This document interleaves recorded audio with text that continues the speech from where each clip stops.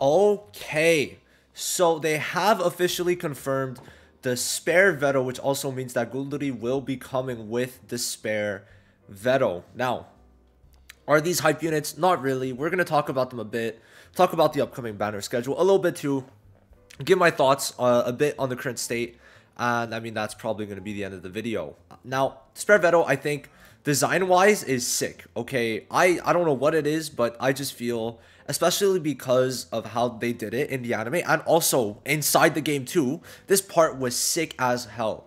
Now, the thing is, he is not really the juggernaut he should be, okay? So we've gotten two Vetto defenders, and both of them are kind of mid, right? Now, his animations and everything, I think, are sick, right? This Ultimate 2, I find looks really good. I love his intro. I love his skill page, okay? But, nah, this is, he is not that guy. Let's just say that. But no, his skill page is kind of insane. I don't know what it is with it, but I really like it too. So let me just show you guys what it looks like. I mean, it's in the game, but it's just everything about him is so cool. And then for him to be lackluster, it's just a bit sad, right? It is a bit sad. Including Gueldre, I mean, he is actually better and more usable than Vetto, which is really funny if we're being honest, because you look at it, right? And we have two Vettos, right? We have two Vettos already. They're both defenders too. And it's like they both have like a similar role where Vetto, the actual normal Vetto, is trying to be a DPS by his enemies dying, where this Vetto is trying to be a defender, but they kind of missed on both of them.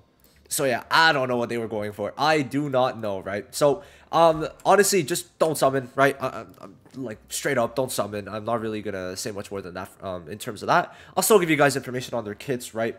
But there is the custom raid up banner coming out soon. So it says character and skill page. So I guess it's in one banner.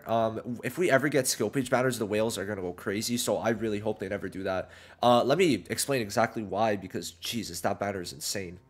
This is what it looks like, just to give you a reference, where basically you could choose for pity to, well, get the skill page you want, and then inside the 200 pulls, you get 3 universal skill pages, and it's 20 pulls off. So it costs 180, you get the pity, and you also get 3 universal skill pages. So if ever they bring this, yeah, no, it's gonna be cooked, right? So just to kind of look at it, kind of give you guys an idea of the banners we're missing right now after Gueldre. It's really Fauna, Witch Queen, okay? Season 5, Season 6, and then Leona, and then obviously Zora and Vanessa whenever they come out. But those are the only units we're really missing. So we're, what? I mean, in general, every 10 days we get new banners about. So 1 set of banners, 2, 3, 4, 5. We're 50 days behind. We started off 6 months behind, so this is kind of insane. But if we're really looking at it, did we really need Gueldre and Vetto? Did we? Did we? Because we've gotten so many units for, well, so many. We've gotten some seasonals for free, right? They decided to give us, if I could find it, they did decide to give us Summer Yuno and also Summer Asta for free. Would it have hurt them to really skip Gueldre and Vetto? I do not think so. Gueldre has somewhat of a purpose, but it just was not worth it. By the way, I was like kind of wrong, but at the same time, just to like kind of say, Black Asta was in Season 4. Yuno and Langris were here. Gueldre and Vetto were moved to Season 4. So for the most part, I was right, besides the fact that I also thought that I was going to be Fauna and Witch Queen. But, you know, Fauna and Witch Queen technically would go here in the any banner missed so far.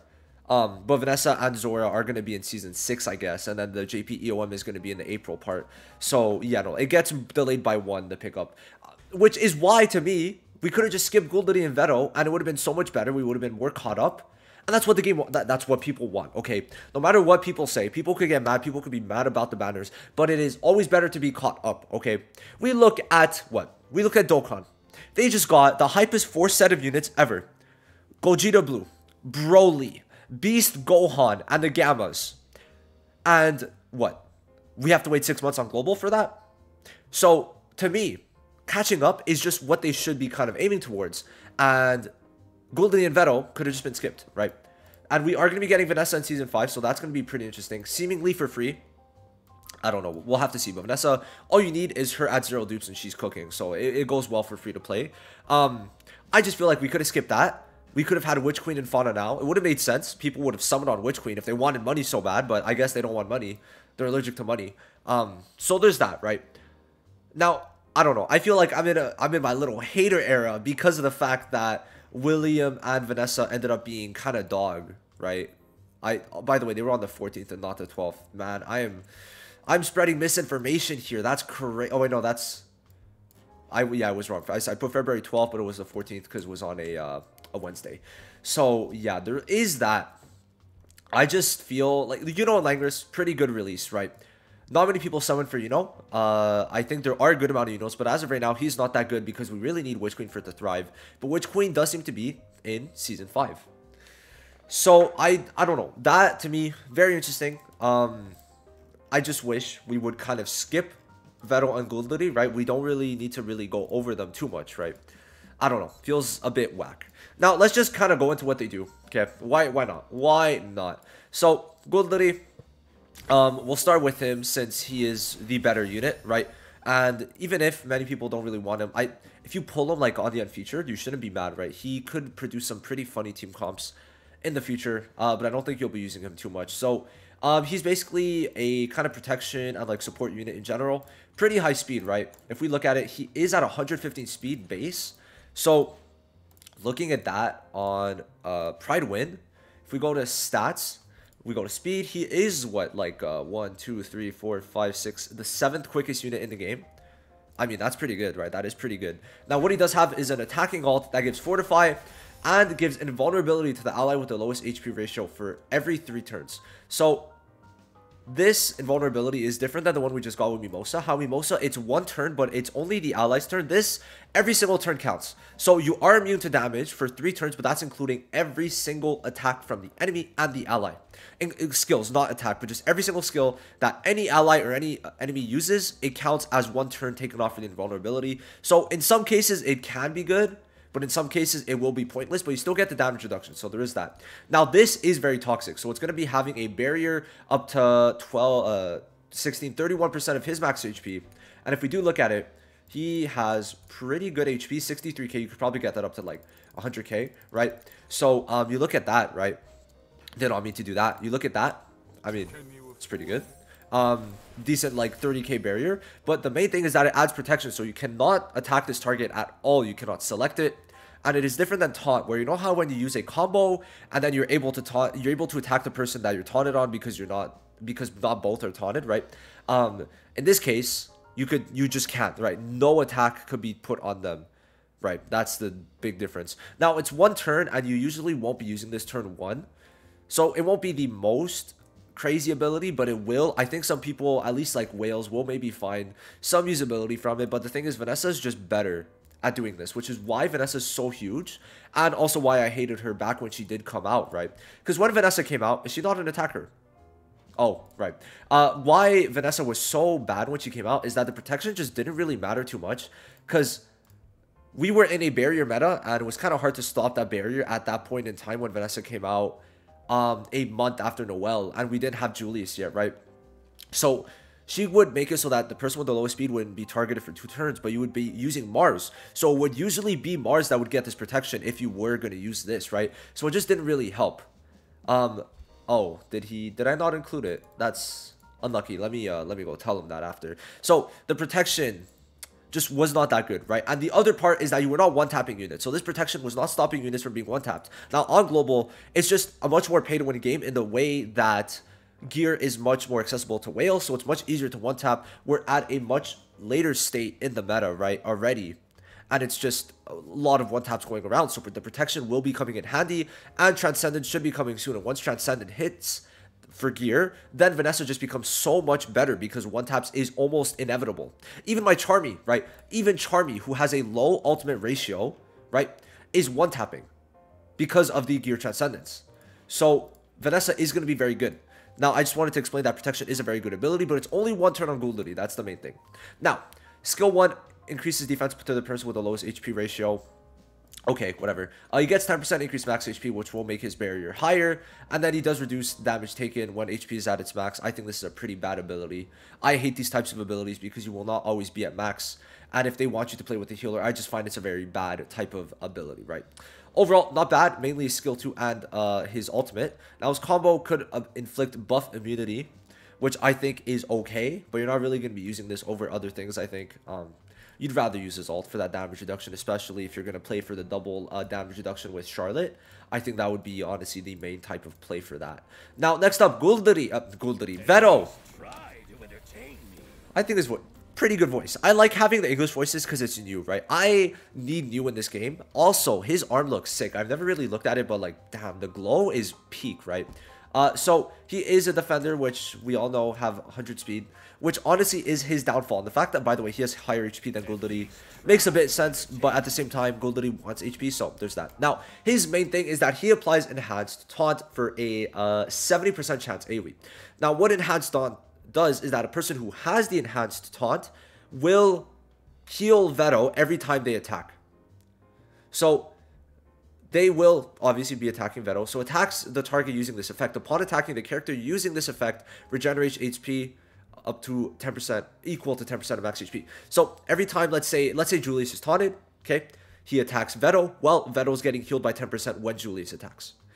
I think it's pretty good, right? It's a decent ability, especially because it's taunt. It makes it so you can't use buff, and it's for 2 turns AoE, so it could end up being very strong.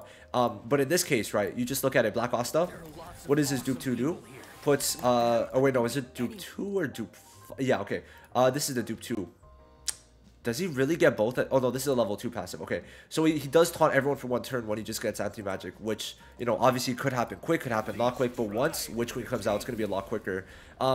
Now, this 70% chance is pretty good, and it's AoE, plus it makes it so that Vetto does become kind of immortal. Now, what this body enhancement does is increase his own defense by 100% and damage res by 30% with the HP, heal by 15% up to 20. Now what the skill effects do is it brings it up to what, a 30, 45, 145% defense increase, which why this is sometimes decent is because you could stack this. Now the problem is having just this being the only debuff and then him being solely a tank, when even without it you would be able to tank, is a bit mid, right? Now this does make him very strong, but it doesn't really matter if he's the only one alive, right? So that's like the main thing.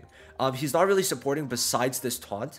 It would be nice if he did something else, I feel, where, for example, why Mars is strong, he has the debuff block, he could stun, he could taunt, usually the target of his choice, he could stun again, right? And I think mainly it's that debuff block that really puts him that step above, at least for when he came out. Now the problem with Vetto is that he does taunt, but it is a chance, right? So you could get very unlucky, which is the first thing. And even still, it's hard to target everything on him. There's a lot of AoE attacks still roaming around, right? And then you could still disable him. If you really are scared of this ultimate, just make it so that Noelle debuffs him for the -3 SP. Or, because he's so slow, by the time we get to his turn, Noelle, if you have high skill page levels, she's going to be attacked so many times that he just can't use his ultimate, right? So he does have immortality, which does make him very strong, because what? He has a heal here. He has an AoE, like he gets the heals from his ultimate every time he's attacked by someone with a taunt. He gets increased defense, which could also be stacked with like Black Ostis, for example. So it might be interesting to try like a more of an immortal like tank team. I would honestly kind of like to see how that would play out. Would not be a bad idea for like a fun video team to try and get some like goofy wins, right? And then for when he takes damage, for each debuff present, he gets 3% damage reduction up to, I think it's 7. Is it 7? It is 7. So he could get up to, well, he could get a lot, right?